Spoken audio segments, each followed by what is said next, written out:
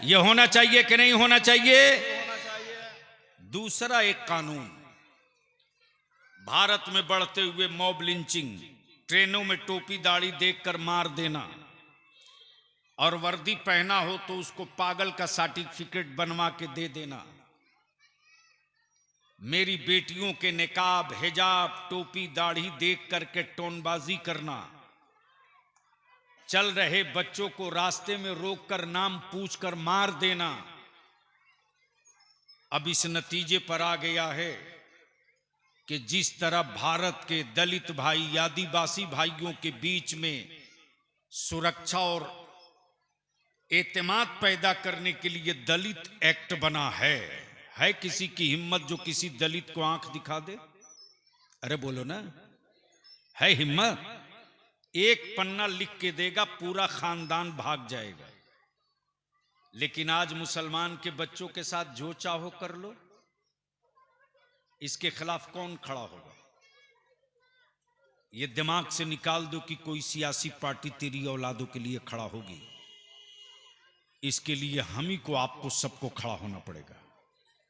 तबेदारी शरिया ने तय किया कि जिस तरह दलित भाइयों के बीच भरोसा पैदा करने के लिए दलित एक्ट बना है, वक्त आ गया है कि भारत के मुसलमानों के बीच, इनकी औलादों के दरमियान भारत के तई भरोसा और विश्वास पैदा करने के लिए मुस्लिम सेफ्टी एक्ट बनाया जाए। बोलो, ये होना चाहिए कि नहीं होना चाहिए? होना चाहिए कि नहीं होना चाहिए? और तीसरा है, आबादी के एतबार से मेरे बच्चों को सरकारी नौकरी में हिस्सेदारी मिलनी चाहिए कि नहीं? अरे बोलो ना। तो बगैर मांगे किसी से बोरा में वोट देते रहोगे तो कयामत तक नहीं मिलेगा। दर्द उसी जिस्म को दर्द होता है जिसे ठेस लगे। जब चैप्टर खुलेगा तब बहस होगी, जब आंख दिखाओगे तब पूछ बढ़ेगी, और जब अपनी औलादों को पढ़ाकर हक समझा दोगे तब वो अपने हक की बात करेगा। तीसरा,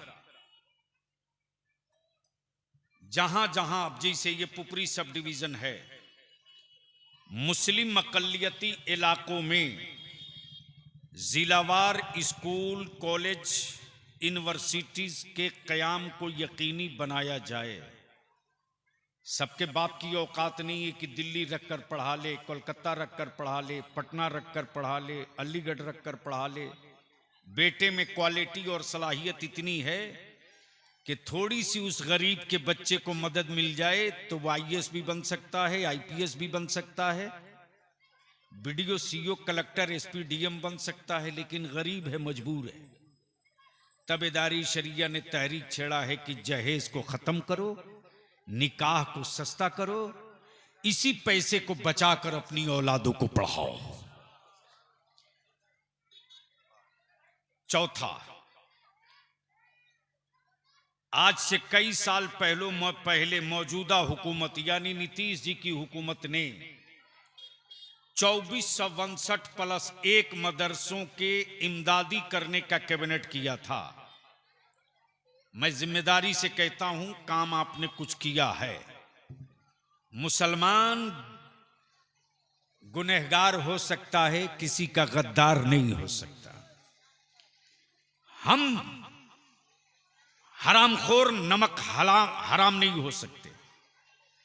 तो बिहार हुकूमत से भी गुजारिश है कि 2459 मदरसा +1 में जो बकिया बच गए हैं, जो बड़े बाबू छोटे बाबू सिगरेटी साहब सीओ साहब बीडीओ साहब डीओ साहब के पचड़ा में है, इसको जितनी जल्द हो ठीक करके इसको भी इमदादी कर दीजिए।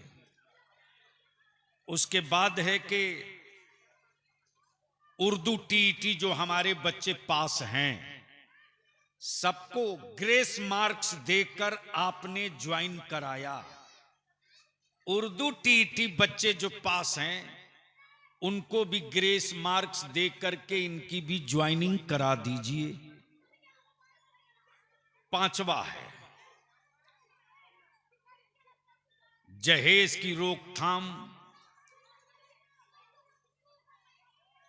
नहीं, सातवां, पहले हैंडलूम होता था और उसी हैंडलूम की वजह से बहुत सारे लोगों को रोजगार मिलता था। वो कहीं गांव में दिखाई देता है?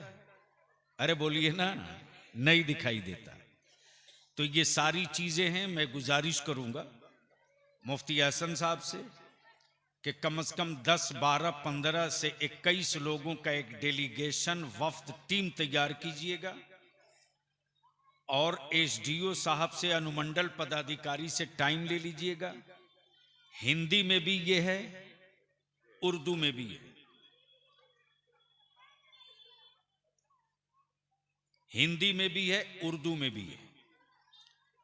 अदारे शरिया सब डिवीजन पुपरी की जो ऑफिस है, जो दफ्तर है अभी, वो मदीना मस्जिद पुपरी सीतामढ़ी में है।